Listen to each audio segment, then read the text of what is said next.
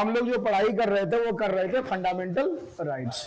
Fundamental right थोड़ा सा back हम लोग देख लेते हैं। तो इसमें क्या देखे थे, आर्टिकल कहां से कहां तक है भाई, 12 से 35 तक है। जिसमें से यह भी हम बताने का प्रयास किए थे पिछले क्लास में कि 2 ऐसे आर्टिकल हैं उसे हटा दिया गया है ना। वो कौन कौन सा था, 31 और 19F। क्या था इसमें जो हटा दिया गया, संपत्ति का अधिकार, मतलब संपत्ति रखने का अधिकार अब मौलिक अधिकार नहीं है। किस वर्ष हटाया गया, कोई बताएंगे, देख करके कॉपी नहीं, कब हटाया गया, 1977 या 78, कंफर्म, कौन सा अमेंडमेंट, 44। एक कल क्वेश्चन आप लोगों को हम दिए थे कि भाई संविधान संशोधन किस आर्टिकल में संबंधित या किस आर्टिकल से संबंधित है। इसका आंसर जो है कल ही आ गया, लेकिन इसमें कुछ नालायक तो देखा ही नहीं होगा, है ना, मास्टर को फीस देते हैं भाई। तो संविधान संशोधन की चर्चा 368 आर्टिकल में। लास्ट हम लोग यदि देखा जाए तो लास्ट यह चर्चा किए थे, हम लोग आए थे आर्टिकल संख्या किस पे, 16 पे। 16 क्या था, आप लोगों का अधिकार है भाई, बढ़िया से पढ़ोगे, एलिजिबल हो तो गवर्नमेंट जॉब आपको आसानी से मिल जाएंगे, ठीक है। इसमें हम लोग कल चर्चा किए थे, कुछ आरक्षण से रिलेटेड भी कई बातें किए थे। भारत सरकार के द्वारा वर्तमान समय में यदि पूछा जाए कि आरक्षण भाई कितना % मिल रहा है, तो आपके पास जवाब क्या होगा, 59.5%। इसके साथ साथ यदि हम बात करें, गवर्नमेंट के द्वारा हाल फिलहाल में एक नया कैटेगरी निकाला गया, किससे, जनरल से, EWS। कब शुरू हुआ था बताओ EWS को देना भाई, कल बताया हूं 2019। कितना % दे रहा है, 10%। अब हम लोग करते हैं आगे कंटिन्यू। 16 आप लोग लिखते भी जाइएगा, 16 के बाद आर्टिकल कौन सा आएगा, 17 आएगा। 17 बड़ा ही सीधा है, थोड़ा सा समझना है। 17 कहता है छुआछूत की समाप्ति, ध्यान से समझना। छुआछूत अनटचेबिलिटी समझते हो। अब छुआछूत का मतलब ये मत समझना कोई काम कर रहा है ना। तो कहने का मतलब है समाज में, जैसे देखिए कोरोना एक बहुत बड़ा मुद्दा था। कोरोना में क्या हुआ था भाई, कोई आदमी टच भी एक दूसरे को बॉडी नहीं कर रहा था। लेकिन अपना इंडिया समाज है, मान लीजिए कुछ महिलाएं हैं, कुछ माताएं हैं, अब मान लीजिए वो सफाई का काम करते हैं। जनरली मैं जो देखा हूं तो समाज में कुछ लोग इतने हैं कि उनको लोअर कैटेगरी का मानते हैं। तो सरकार यह कहती है कि उनका जो भी पेशा हो, भारतीय संविधान या भारत सरकार उसके साथ किसी भी प्रकार का भेदभाव क्या करेंगे, नहीं करेंगे। और यदि आप करते हैं, आप मतलब जो जनमानस जो है, जो लोग बाग हैं, यदि आप उनके साथ भेदभाव करते हैं तो आपको पनिशमेंट दिया जाएगा। और पनिशमेंट आपको कहां मिलेगा, आप लोग को पता है कहां मिलेगा, पुलिस उठा के ले जाएगा, बढ़िया से पनिशमेंट देगा। तो यहां पे यही कह रहा है, आर्टिकल 17 कहता है अनटचेबिलिटी की समाप्ति, छुआछूत की समाप्ति, और ज्यादा कुछ नहीं समझना। अच्छा एक और चीज, कई बार एग्जाम में यह आ जाए भाई छुआछूत है क्या। मान लो किसी को प्रॉब्लम, कई बार सुनते हैं कुछ लोगों को डेंजर बीमारी पकड़ लिया, भगवान ना करे किसी को हो भाई, तो उससे दूर लोग बाग रहने लगते हैं, है ना। लेकिन क्या भारत सरकार उससे दूर रहेंगे क्या। अरे कोरोना भाई आया, क्या हम लोग, आप लोग, कुछ लोग माँ बाप को छोड़ दिए क्योंकि इतना डेंजर बीमारी था, लेकिन क्या सरकार, जो सरकारी कर्मचारी थे, चाहे वो डॉक्टर हो चाहे पुलिस वाले हो, तैनात रहे हमेशा। तो यही चीज है, भारत सरकार या भारत सरकार के अंदर वर्कर जो हैं, काम करने वाले, वो इससे दूर नहीं रह सकते हैं। और यही है हमारा अनटचेबिलिटी। तो 17 में डायरेक्ट सीधा सा बात कहा गया है, छुआछूत की समाप्ति, और ज्यादा कुछ नहीं पूछा जाता है इसमें से, कोई दिक्कत। अब आगे यदि हम लोग बात करते, हो गया, समझ में आ गया 17 रे, छुआछूत की समाप्ति, सीधी सी बात। नंबर संख्या आगे बढ़ते हैं, तो नंबर संख्या हमारा क्या है, 18। 18 को थोड़ा समझना होगा भाई। 18 कहता है टाइटल की समाप्ति, उपाधि। उपाधि समझते हो, जैसे आप मुझे बोलते हो गुरुजी, सर, ये सब क्या है, उपाधि है। लेकिन ये सब एक रिस्पेक्टेड शब्द है, ये सब कभी समाज में। अच्छा, हम लोग अभी जो आर्टिकल्स जो पढ़ रहे हैं, फंडामेंटल राइट संख्या 1 में पढ़ रहे हैं, आर्टिकल 14 से 18, 14 से 18 क्या बात कर रहा था भाई? समानता, इक्वालिटी की बात कर रहा है। तो यहां पे वैसे उपाधि को समाज से हटा दिया जाएगा जिससे किसी को नुकसान हो। जैसे आप कभी तुम गांव में जाना, जो आर्थिक रूप से कमजोर व्यक्ति हैं, अभी भी बहुत सारे गांव में इंडिया ये चलते हैं रूढ़िवादी परंपरा, वो कहेंगे मालिक आ गए। समझो इस बात को, भले बेचारे वो बुजुर्ग हो, एक छोटे बच्चे, अरे ये बड़े मालिक, ये छोटे मालिक, ये क्या है? उनके माइंड में ये चीज सेट है कि हम कुछ भी करेंगे, हम इससे आगे नहीं निकल सकते हैं। तो सरकार साफ साफ कहते हैं भाई, ऐसी जो प्रथा जो चल रही है, जो ट्रेडिशन चल रही है, इसको क्या करो? समाप्त करो। कंडीशनिंग।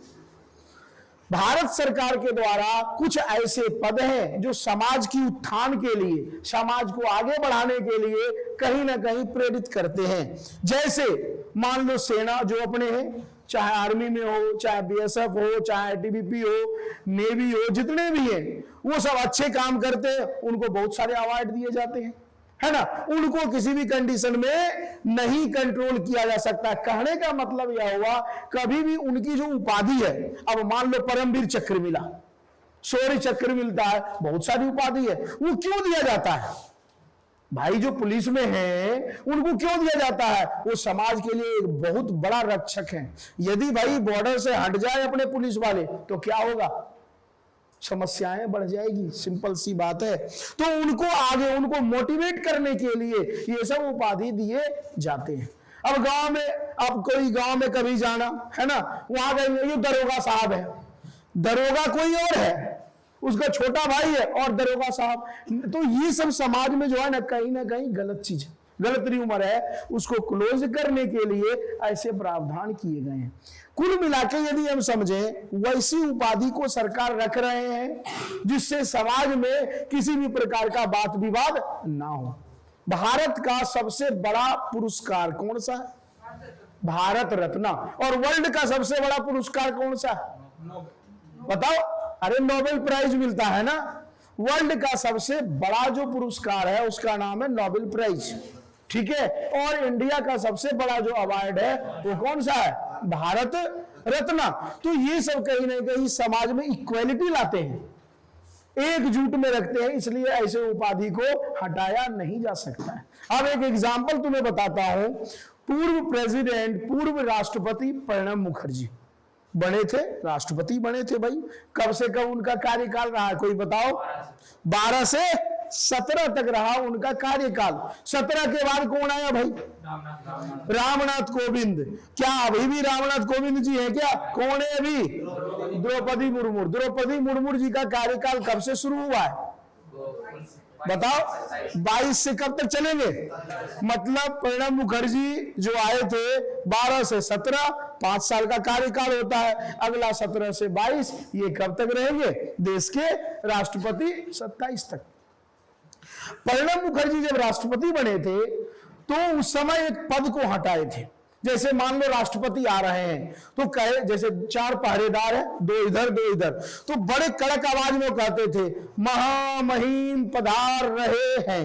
ये वर्ड को लंबे में खींचोगे लगता है डरावना शब्द है। अब इसको तुम खुद से बोल करके देखो ना भाई, और वो सब तो लंबे सुर में करते हैं। तो जो बेचारे एक तरह से प्रणब मुखर्जी बड़ा अच्छा काम किए राष्ट्रपति रहते, वो ये बोले कि ये ऐसा लग रहा है ये जो पद है ये भारी भरकम है, और ये कहीं ना कहीं समाज में क्या कर रहा है भाई? फैला रहा है क्या? द्वेष भावना फैला रहा है, इक्वालिटी नहीं ला रहा है। इसलिए फटाक से ये क्या बोले कि आज के बाद राष्ट्रपति के नाम के आगे ये शब्द यूज नहीं होगा। तो यह भी तो एक उपाधि था। तो यदि पूछा जाए कभी एग्जाम में कि महामहिम शब्द किसके लिए यूज होता था, तो राष्ट्रपति के लिए, और उनको हटाने वाले कौन है?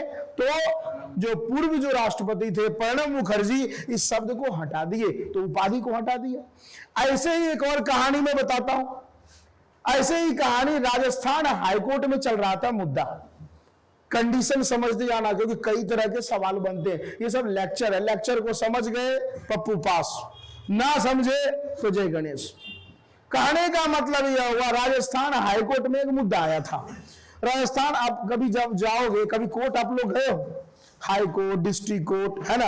भगवान करे जरूरत भी ना पड़े जाना भाई, क्यों जाएंगे भाई वहां? तो वहां क्या होता है, जो जज होता है उसको बोलता है माय लॉर्ड। जैसे मान लीजिए जो होते हैं वकील होते हैं दोनों ओर से लड़ने वाले, वो जब केस जब शुरू करेंगे ना तो माय लॉर्ड, एक माय लॉर्ड भी एक बढ़ा चढ़ा करके, जैसे अंग्रेज आता था लॉर्ड कैनिंग। ये लॉर्ड का मतलब क्या समझ रहे हो? भारी भरकम एक तरह से गॉड है वो, लॉर्ड कैनिंग, फलाना ये फलाना ये। तो ये जो राजस्थान जब मीटिंग जब चल रहा था हाई कोर्ट में, तो ये शब्द सोचे उस समय जो भी जज थे उस समय साफ साफ वो कह दिए कि भाई इस वर्ड को क्या करो, हटाओ। तो उस दिन से जो है ना माय लॉर्ड, अब मान लो रिस्पेक्टेड है ना, जैसे सर बोल देते होंगे, ठीक है, तो उस अनुसार से चल रहा है। तो यदि कभी पूछा जाए कि कोर्ट में माय लॉर्ड शब्द किस हाई कोर्ट के द्वारा हटाया गया, तो राजस्थान हाई कोर्ट के द्वारा। ये मैं इसलिए तुम लोग को बता रहा हूं, ये एक प्रकार से उपाधि है, उपाधि को हटाया इसलिए आ रहा है। हाल फिलहाल की मैं एक और चीज में बात कर रहा हूं, इधर देखो दीपक, हाल फिलहाल की मैं बात कर रहा हूं। आपको पता है अभी बीजेपी गवर्नमेंट चल रही है, सभी को पता है। बीजेपी गवर्नमेंट 2014 में जब आए हुए थे तो बाद में वो क्या किए, बहुत सारे जितने भी थे, उससे पहले आप देखिएगा थोड़ा सा नेता बन गया, लाल बत्ती पीली बत्ती सब में घूम रहा है, सरकार तुरंत ऑब्जेक्शन लगा दिए गवर्नमेंट कि भाई इतने गाड़ी लेकर के तामझाम क्या जरूरत है। एक छोटा सा नेता बना, उसके आगे पीछे 20-20 गाड़ी चल रही है, तुरंत सरकार ऑब्जेक्शन लगा दिया कि भाई ये जो आप लोग का जो रहन सहन है ना, ये जो दिखावा है, आप मान लीजिए कहीं जा रहे हैं मीटिंग में, ठीक है, अब मीटिंग में जा रहे हैं, सड़क पे चल रहे हैं, आपके आगे पीछे 50 गाड़ी है, जाम लग जाएगा। अरे भाई सरकार किस लिए बनता है?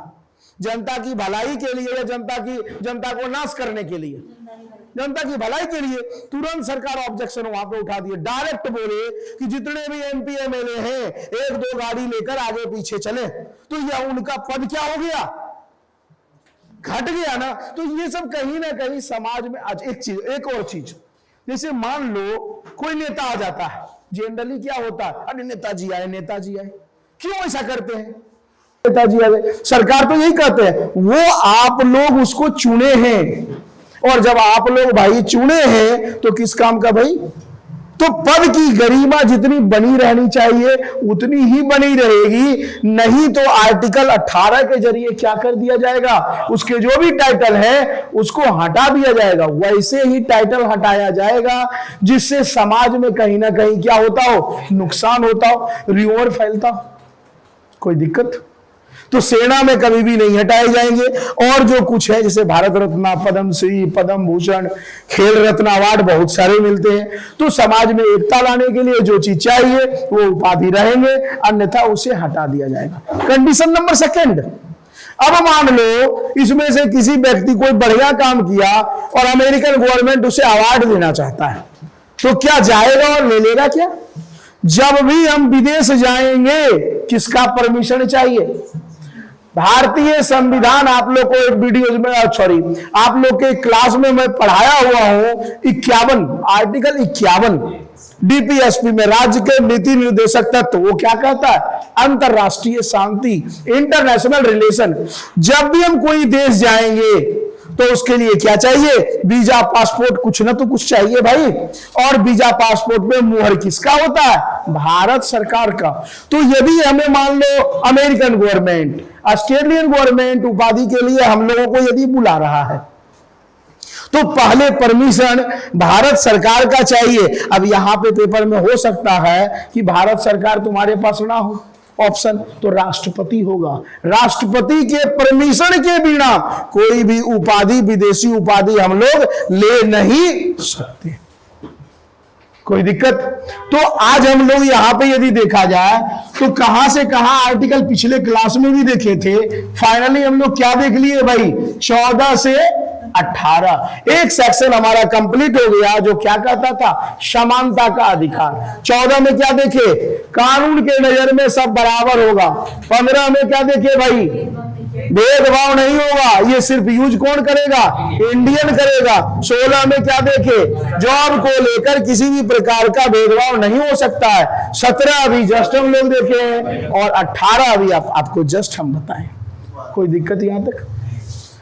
अब अगले सेक्शन की ओर बढ़ते हैं कि फंडामेंटल राइट नंबर 2 की ओर बढ़ते हैं। और फंडामेंटल राइट संख्या 2 में यदि देखा जाए तो कोई बताओगे आर्टिकल कहां से कहां तक है?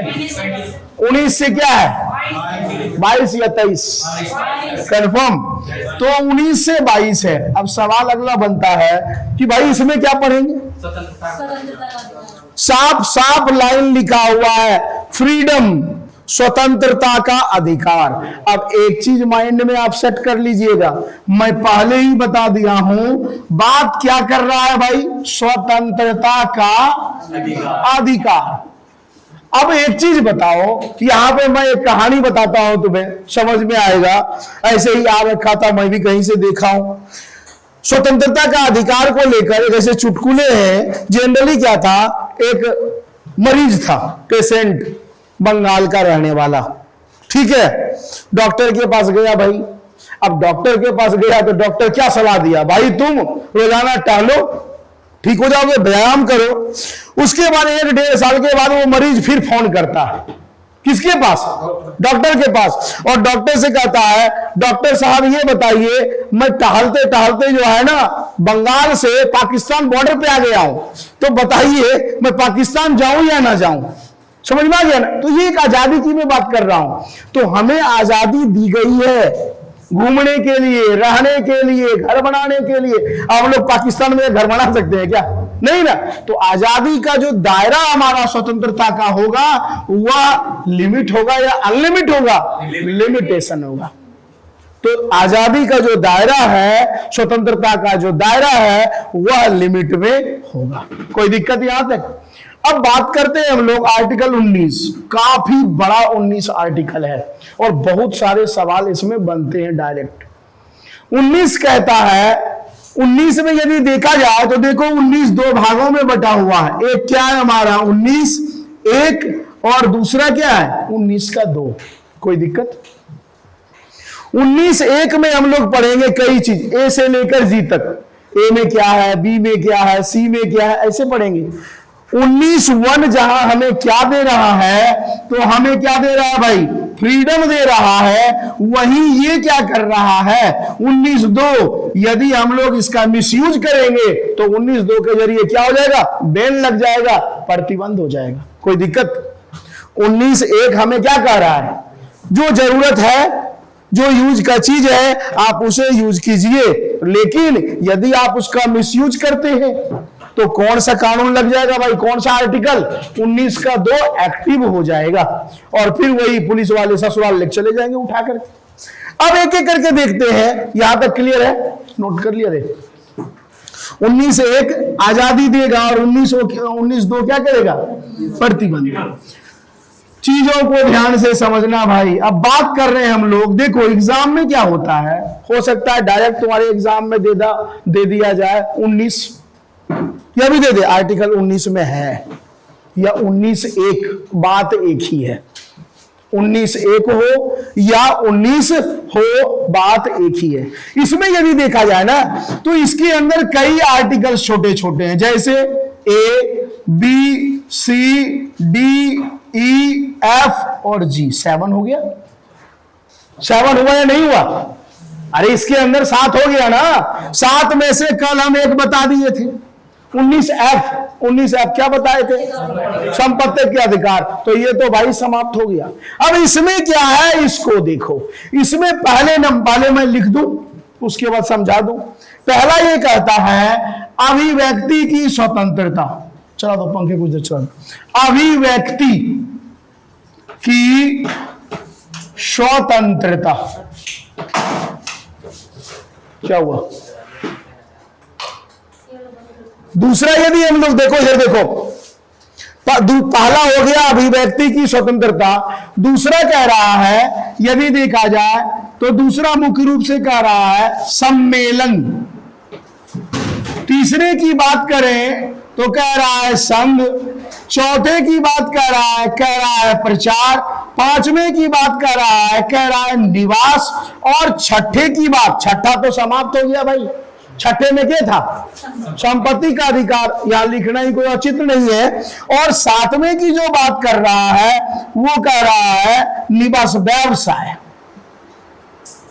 अब पहले समझ लो सब कुछ। डीप रूप से क्वेश्चन यहां से एग्जाम में पूछेंगे, आपको दे देगा 19B में क्या है, मुंह फाड़ते रहिए भाई। तो ये डीपली है। अब ध्यान से पहले सुनो, उसके बाद लिखना, या साथ के साथ लिखते जाओ भाई। 19A क्या कहता? अभिव्यक्ति की स्वतंत्रता। अभिव्यक्ति स्वतंत्रता क्या होता है भाई? मान लो कई बार तुम ऐसा केस सुना होगा, कोई गरीब बंदा है, उसमें कुछ लोग टॉर्चर कर रहे हैं, वो बेचारा पुलिस, अभी भी इंडिया में पुलिस प्रशासन इतना टफ कानून उनके माइंड में, जो नॉर्मल लोगों के माइंड में क्या है, थाना नहीं जाना है, क्योंकि वहां पुलिस वाले बहुत अच्छे भी होते हैं। अब वहां जाने के बाद लेकिन माइंड में उसका डर क्या है, अरे पुलिस आ गया, लगता है किसी को पकड़ने आया क्या। लेकिन यहां पे क्या है, अभिव्यक्ति। यदि मान लो कोई व्यक्ति है, बेचारा अपना दुख जो है ना पुलिस वाले को नहीं बता रहा है, तो आस पड़ोस हमें तुम्हें बता दे, हम लोग उनके बदला क्या करेंगे, उनके बदला हम लोग उसे रिपोर्ट दे देंगे। तो यही कह रहा है, सभी को अभिव्यक्त, अपना विचार, अपना थॉट, अपनी बात को रखने का सभी को अधिकार है। ऐसा है कि नहीं है? बताओ। एक छोटे बच्चे से लेके बुजुर्ग तक सभी को क्या है, आजादी दिया गया है कि अपनी बातों को रखिए। कंडीशन 1, कोई दिक्कत? दूसरा कह रहा है सम्मेलन बना सकते हैं। अब सम्मेलन कोई भी मीटिंग हो, छोटे छोटे मीटिंग हो, आप ही लोग पढ़ाई करते एक मीटिंग कर लेते, हुआ भी तो है। तो ग्रुप वाइज में आप लोग कुछ भी चीज हो, किसी चीज का हमें प्रचार करना है ना। कोई इंस्टीट्यूट खोल लिया भाई, कोचिंग सेंटर खोल लिया, तो उसके लिए क्या चाहिए, ग्रुपिंग चाहिए, तो एक सम्मेलन बना लिया भाई। तीसरे में क्या रहा है, संघ बना सकता है, वो इंस्टीट्यूट खोल सकता है, कोई दिक्कत? अगले में क्या रहा है, प्रचार। अब एक चीज बताओ, सब कुछ भाई सम्मेलन बन गया, कोचिंग खुल गया, तो ऐड उड तो करवाएगा, तभी तो लोग जानेगा। और अगले में क्या कहता है, निवास, वो जहां चाहे। अच्छा एक चीज बताओ, आर्टिकल 19 सिर्फ इंडियन को मिला हुआ है या विदेशी को भी मिला हुआ है? इंडियन 15, 16, 19, 29, 30। तो यहां पे यह कह रहा है, भारतीय व्यक्ति भारत के किसी भी क्षेत्र में कहीं भी घूम सकता है, किसी भी चीज का सम्मेलन कर सकता है, किसी भी चीज का प्रचार कर सकता है। अब एक चीज बताओ, यहाँ के लोग, अब हरियाणा के लोग चाहे भाई तमिलनाडु में घर खरीदना है, तो तमिलनाडु वाला क्या कहेगा, ना भाई ना दूंगा। या तमिलनाडु वाला आए भाई दिल्ली में मैं घर खरीदूंगा, क्या कहेगा, नहीं देंगे। अरे जो कानूनी कार्रवाई है वो प्रोसीजर से गुजरेंगे। अब यही पाकिस्तानी कोई आ जाए भाई घर खरीदना, मिल जाएगा क्या? नहीं मिलेगा। क्यों? क्योंकि आर्टिकल 19 सिर्फ किसे दे रहा है सुविधा, इंडियन को। अब मान लो कोई व्यापार कर रहा है भाई, अपना ही कोचिंग है, तो व्यापार कर रहे हैं हम, क्या व्यापार करने के लिए कोई रोक सकता है क्या? महाराष्ट्र में जाएंगे तो व्यापार करेंगे, कहीं घर लेना है तो करेंगे, उसका प्रचार करेंगे। तो यही हमारा पूरा का पूरा ए से लेकर जी तक में है, और इस पे कोई रोक टोक नहीं लगा सकता। लेकिन अब मान लो प्रचार करने लगा भाई, प्रचार करने लगा, और तुम दूसरे घर के आसपास जाके गाना बजा रहा, या शादी ब्याह में देखते हो गाना बजते हैं, तो पुलिस वाले खुद आकर के जो कानूनी कार्रवाई है कह देता भाई 10 बजे के बाद नहीं बजाना है। क्यों नहीं बजाना है? संविधान में यही उल्लेखित, कानून जो बना हुआ है उसमें यही कहा गया है कि भाई अगले को डिस्टर्ब ना करो।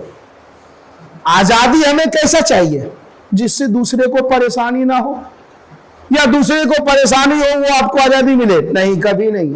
जिससे दूसरे को तकलीफ ना हो, वही हमें रियल मायने में आजादी है। एक एग्जांपल, मान लो कोई पढ़ने बैठा है भाई, आप लोग पढ़ने के लिए बैठे, आप लोग को हम बोल दिया होमवर्क भाई तुम पढ़ो।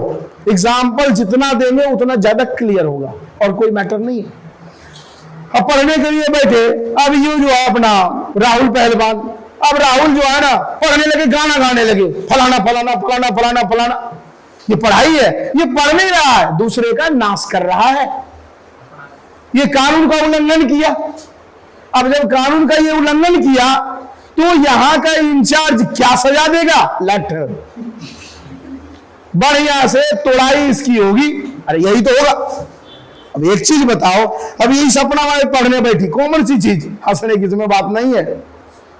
पढ़ने कोई गा के पढ़ रहा है, तो उसके लिए कोई उपाय नहीं है, उसके लिए एक ही औजार है, है ना, कुछ नहीं है, 4 जो है ना छड़ी मारो बिल्कुल वो ठंडा पड़ जाएगा। क्लियर यहां तक? तो ये था हमारा। अब सरकार के हिसाब से, अब भाई एग्जाम्पल ले लो, तुम्ही लोगों में से कोई अपना प्रतीक है, अब प्रतीक कर रहा है गुरुजी मुझे घूमने का मन है, कहेंगे ठीक है भाई घूमो। अब तुम कहेगा ना मैं तो जाऊंगा फौजी के घर घूमने, ये कौन सा लॉजिक है? घूमने का इच्छा है, आप जाइए घूम के आइए, है ना, फौजी घर कोई धर्मशाला थोड़ा भाई। या अब मान लो कोई भी एग्जाम्पल लो, यही सब जो भी है, अब कहे गुरुजी घूमने का मन है, चलो थोड़ा पाकिस्तान घूम के आए। आजादी क्या है, हमारा लिमिट है, घूम सकते हो। या कभी देखना एग्जाम्पल में नेशनल पार्क देख लो, वहां क्या होते हैं भाई, हाथी बिल्ली चूहे शेर फलाना फलाना सब रहते हैं। अब कोई जाए, सर वहां जो इंचार्ज है मुझे टाइगर से हाथ मिलाना है, टाइगर से हाथ मिलाएगा तो टाइगर क्या करेगा, पप्पी लेने थोड़ा वहां बैठा है भाई, वो क्या कर देगा, मामला साफ कर देगा। तो कुल मिला के मेरा कहने का मतलब क्या हुआ, समझ में आ गया आर्टिकल 19? ये तो नहीं समझाना है ना। कहने का मतलब आप किसी भी कंडीशन में दूसरे को डिस्टर्ब, बड़ा हंसी आ रहा है भाई, मुझे भी आ रहा है, दूसरे को डिस्टर्ब हम लोग नहीं कर सकते हैं। कोई दिक्कत यहां तक? अब यदि दिक्कत ये काम किए, ठीक है, तो हमारे ऊपर क्या लग जाएगा, 19(2). अब हम लोग तो पुलिस वाले हैं नहीं भाई, हम लोग तो अपने मैनेज करेंगे। तो यह था हमारा आर्टिकल 19। ये तो रियल में है, इसके साइड से देखा जाए तो 6-7 और इसमें नए चीज ऐड हुए हैं जो आपके एग्जाम में पूछे जाते हैं। अब ऐड क्या क्या हुआ 19 में वो समझो, यहां तक क्लियर है? लिख लिया?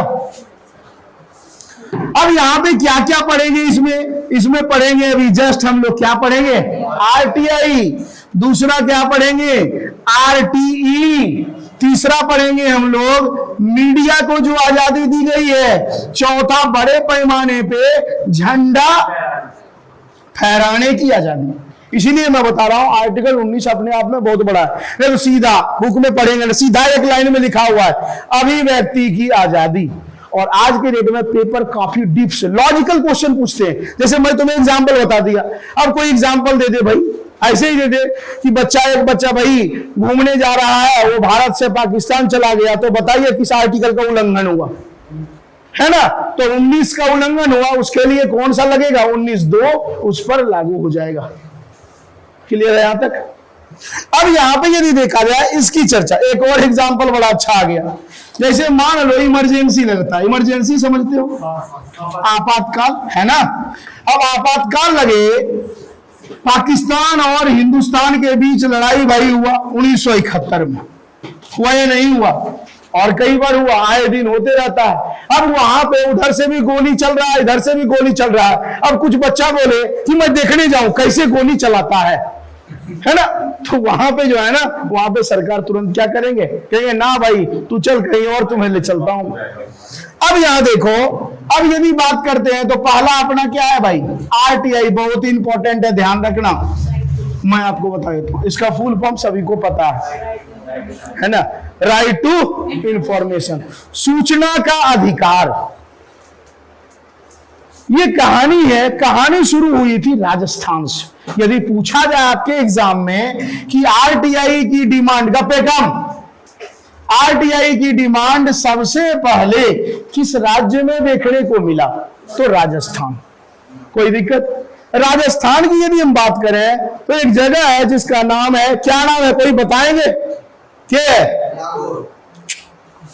नागौर। दो है प्लेस, मैं बताऊं, एक नागौर है, एक देव डूंगरपुर है। बताओ, अरे नागौर से पंचायती राज हुआ है, नकली। ठीक है, यहां से यदि देखा जाए तो एक जगह है राजस्थान में जिसका नाम है देव डूंगरपुर या देव डूंगरपुर, लिख लेंगे आप लोग। अरे देवता के नाम से याद रखो ना भाई, देव डूंगरपुर। मेरे राइटिंग पे मत जाना भाई, मैं पहले बता दिया हूं, देव डूंगरपुर। देखो यहां पे क्या था, एक कहानी है, प्रधान भाई बन गया। गांव का प्रधान का काम क्या होता है, अरे भाई गांव का विकास करना, वो अपना विकास करता है आजकल। ठीक है, तो विकास करने के लिए जो लोग वोट दिया वो पूछने लगा, देखना आज के डेट में जो मैक्सिमम जो नेता वगैरह होते हैं काम नहीं करवाएंगे, एक चीज लिखेंगे कार्य प्रगति पर है, और ये 5 साल के बाद भी पूरा नहीं होता प्रगति। अब ऐसे कंडीशन में देव डूंगरपुर के प्रधान से सवाल किया गया कि भाई आपने कहा मैंने जो है इस गांव में ये काम करवाया, तो भाई कुछ तो सबूत होगा। और भारतीय संविधान कैसा है, लिखित है या अलिखित है? लिखित प्रमाण दो भाई। वो मना कर दिया तो गांव के लोग वह कहने लगा, भाई मुझे अधिकार है ये बात जानने का कि आपने कौन सा काम करवाया, कौन सा नहीं काम करवाया, हमें इंफॉर्मेशन दीजिए। इंफॉर्मेशन का मतलब क्या होता है? सूचना। और वहीं से एक जो है ना, एक तरह से जो है एक मुद्दा बन गया RTI, सूचना का अधिकार। कोई दिक्कत? तो सूचना के अधिकार की चर्चा भारत में सबसे पहले किस राज्य में हुई थी भाई? राजस्थान के देव डूंगरपुर। अब सवाल अगला पूछा जाता है, भारत का, इसे नीचे वाला मिटा देता हूं, भारत का वह राज्य कौन सा है? क्वेश्चन सुनिएगा, भारत का वह स्टेट कौन सा है जो अपने पूरे राज्य में RTI को कानूनी रूप प्रदान किया, मतलब कानून बनकर तैयार हो गया। राजस्थान में कानून नहीं बना था, ऐसे बात हो गया मुद्दे की, औपचारिक मीटिंग हुई थी। लेकिन यदि आपसे पूछा जाए कि बताओ भाई कौन सा ऐसा राज्य है जो RTI को एक्ट में कन्वर्ट किया, किसी के पास कोई जवाब? हम पूछ रहे हैं राज्य, यो कहता है 2006, कम सुनता है कह रहे कोई भी? तमिलनाडु। ऑप्शन देते हैं भाई, मैं बहुत कम ऑप्शन देता हूं। आंध्र प्रदेश 1, तमिलनाडु 2, केरल 3, कर्नाटक 4। बताओ, जानता कोई है? नहीं, तुक्का मारते रहे तुम लोग, है ना? तुक्के से काम नहीं चलना है। TN हम शॉर्ट में बता दिया आपको, तमिलनाडु। और यह जो अधिकार दिया गया, यह अधिकार कब दिया गया भाई? 1996 में। कोई दिक्कत? जबरदस्त ये क्वेश्चन है, टीचिंग लाइन के लिए तो जबरदस्त क्वेश्चन है ये।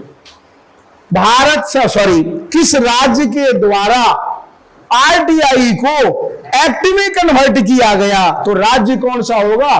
तमिलनाडु। किस वर्ष होगा भाई? 1996। लेकिन भारत में पहली बार RTI की डिमांड सबसे पहले शुरू कहां हुई थी? राजस्थान के देव डूंगरपुर। क्लियर? कोई दिक्कत यहां तक? सांस तो ले, अब आगे बढ़े। अगला है हमारा इंडियन गवर्नमेंट की मैं बात कर रहा हूं, भारत सरकार। भारत सरकार भाई विचार विमर्श किया कि पूरे देश में लागू करो भाई, तो भारत सरकार ने एक एक्ट बनाया। हरियाणा का यदि आप लोग एग्जाम देते हैं तो ये टॉप क्वेश्चन है, बहुत बार ये पूछा गया हरियाणा के एग्जाम में। एक एक्ट बनाया, कौन सा एक्ट? 2005 एक्ट। और इसे भारत सरकार कब लागू कर दिया भाई? 2006 में। कोई दिक्कत? यदि पूछा जाए सवाल कि इंडियन गवर्नमेंट के द्वारा, भारत सरकार के द्वारा यह एक्ट यदि देखा जाए मुख्य रूप से कब बना RTI? 2005। लागू कब हुआ? उसके अगले वर्ष। कोई दिक्कत? अब सवाल आपके मन में आता है कि मास्टर भाई पढ़ा के पका दिया, ये RTI है क्या? अब RTI का भी दायरा हम लोग पढ़ रहे हैं 19, तो दायरा लिमिट होगा या अनलिमिट होगा? अब मोदी जी मान लो रूस जा रहे हैं, ठीक है, कोई मीटिंग है तो जो है अब राजेश फोन करके पूछेगा, हाँ मोदी साहब बताइए मीटिंग में क्या क्या बैठक होगी? ऐसा हो सकता है क्या? कभी नहीं। अब कोई मिसाइल खरीद रहा है ना, यूं क्या पता आतंकवादी से मिला हो भाई, यह भी तो हो सकता है, फोन मार देगा भाई। तो कहने का मतलब यह हुआ कि RTI जब गवर्नमेंट को वही इंफॉर्मेशन गवर्नमेंट देंगे जिससे देश को, किसी व्यक्ति को प्रॉपर रूप से हानि ना पहुंचे। ना तो जब पार्लियामेंट में अपना सेशन चलता है, सेशन समझते हो ना, कानून पास होने के लिए जब बिल लाया जाता है, अब पहले पूछेंगे बताइए सरकार इस बार कौन कौन सा कानून पास करेंगे, दंगे हो जाएंगे, बहुत तरह की प्रॉब्लम हो जाएगी। तो वह इंफॉर्मेशन देंगे, वो इंफॉर्मेशन देंगे। अब इंफॉर्मेशन उतना ही देंगे जिससे कोई नुकसान ना हो। अब आप लोग हो, एक एग्जाम्पल देखो सबसे अच्छा आ गया। अब आप लोग आओ तो आप लोगों को हमारे पास पढ़ने से मतलब है। अब कोई बच्चा पूछ रहा है सर उसका फीस क्या ले रहे हैं, क्या हम आपको बता सकते हैं? ये हमारा अपना प्राइवेसी है, तो इस पे कोई दखलंदाजी आप लोग नहीं कर सकते। तो सरकार भी वही रिपोर्ट देगी जो रिपोर्ट उनको ऐसा लगता है किसी देश को नुकसान ना हो, किसी व्यक्ति को नुकसान ना हो, वही रिपोर्ट दे सकते हैं। अब वो उनके ऊपर डिपेंडेड होता है वह रिपोर्ट कौन से देंगे कौन ना देंगे। जैसे स्वच्छता अभियान चलाए, कोई प्लान सरकार चला रहे हैं, कोई मिसाइल जो है लॉन्च करवाए, तो उन सबों के बारे में सूचना आ जाता है ना कि भारत सरकार, मार्स मिशन हुआ, मंगल मिशन, भारत सरकार ने फलाना फलाना ये काम किया। तो जो जरूरत वाली चीज है अब आप पूछ भी नहीं सकते हैं, क्यों? क्योंकि लिमिटेशन है भाई 19(2). तो यह था हमारा आरटीआई। कोई दिक्कत?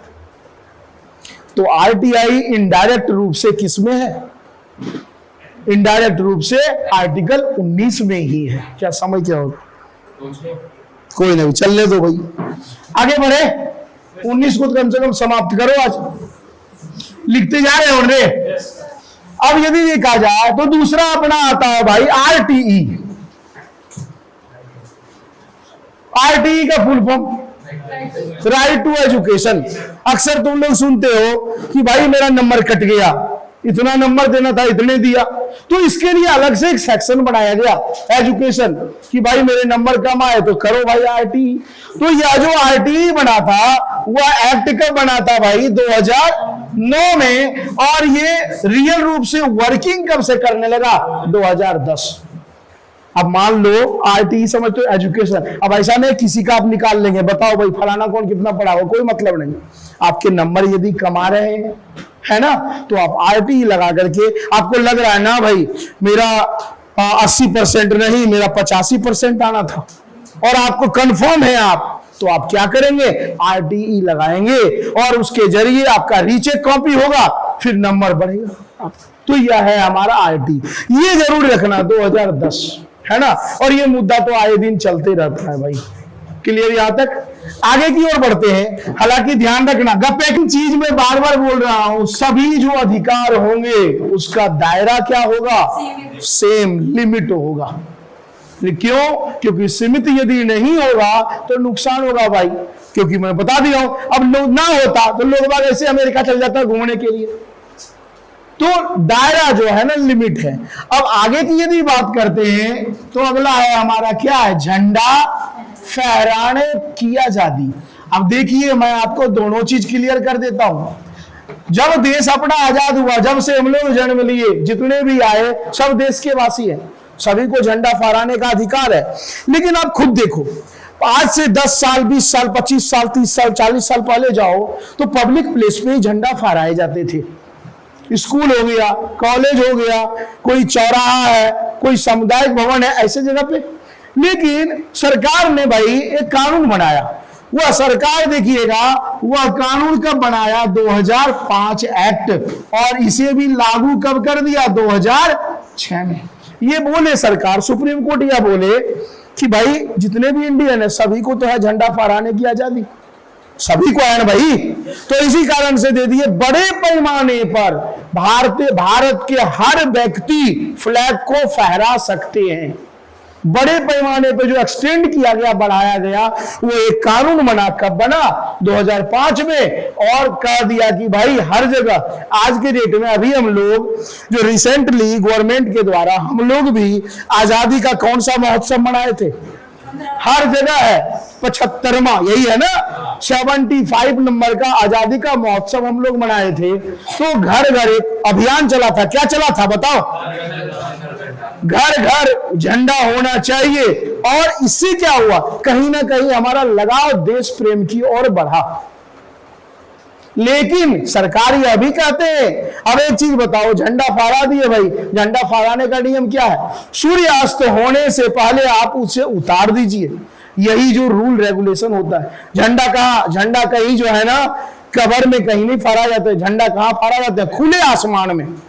झंडा में कितने कलर होते हैं भाई? ठीक, गलत, 4। ध्यान रखना, ये छोटे छोटे चीज है ना। फ्लैग में जो होते हैं कलर 4 होते हैं, वो बचपन से पढ़ते आ रहे हैं ना। कौन कौन सा होता है, कोई जानते हो? बताओ। सबसे ऊपर, संभल करके रहना भाई, न तोड़ूंगा इसमें, बीच में, और राउंड जो सर्कल जो होता है, चक्र, ब्लू, और सबसे नीचे। एक लड़का था, वो बोलता था गुरुजी हमें तो काला दिखता है वो चक्र। वो काला नहीं दिखता, उसका फ्यूज कंडक्टर खत्म था। अब अरे भाई काला दिखने लगा दिन में ही, वो नहीं कहावत है दिन में तारे दिखते हैं, दिखना है क्या बताओ? मैं दिखाता हूं, अब दिखेगा भाई, तारे दिखेंगे। तो यहां पे यदि देखा जाए बड़े पैमाने पे इज्जत से। अच्छा, फ्लैग का साइज क्या होता है? 3:2। 3 क्या, ये या ये होता है लेंथ, है ना? ये लंबाई होता है, चौड़ाई कह रहा, चौड़ाई तुम्हारे से फैला हुआ है क्या?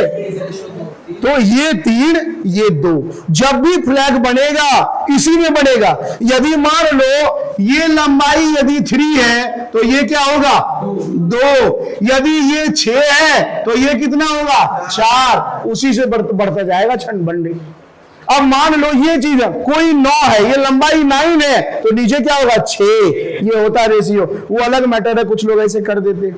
ठीक है, 4 होते हैं। और इसके लिए हम लोग जो हमारा जो राष्ट्रीय गान है, नेशनल एंथम, कौन सा है भाई? जन गण मन। आता है या नहीं आता? सबको आना चाहिए भाई।